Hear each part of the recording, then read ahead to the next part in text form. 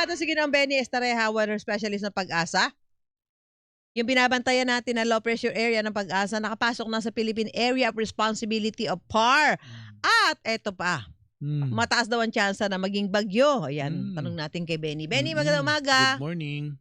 Morning po, Ma'am Susan and Sir Mark. Nakapasok na nga po ng PAR kanina alas 7 ng umaga ang LPA at nananatiling mataas ang tsansa na maging bagyo po, no?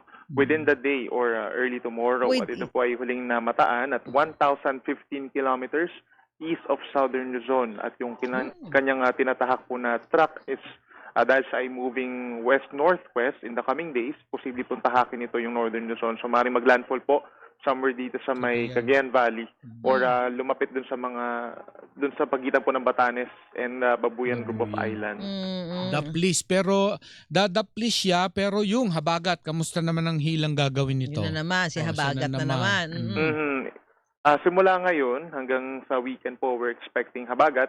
Not necessarily pa naman na enhance or pinapalakas pa ito nung low pressure area, pero magkakaroon po ng mga paulan like for the next 24 hours, yung mga nasa Mindanao na inulan nitong bagyong Inday, Lanao del Sur, Maguindanao del Norte, Sultan Kudarat, and Sarangani, dyan po within 24 hours, posibleng malalakas na ulan. 24, tas bukas, By Huwebes, Thursday. Biyernes, siyempre, ang habagat, pakyat na naman yan, di ba?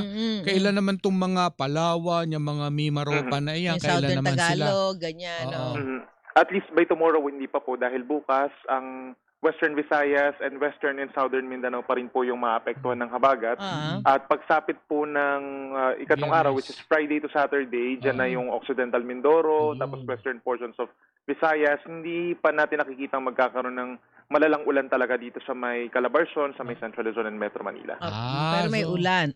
May ulan po, may ulan. Hanggang Visayas. Hanggang Visayas. Tapos wala na siya, mawawala na si habagat sa weekend, ganun ba? Pagsapit po ng, di ba po Sabado and Linggo, nakalampas na siya ng Northern Luzon. So most likely by Sunday po nasa labas siya ng PAR.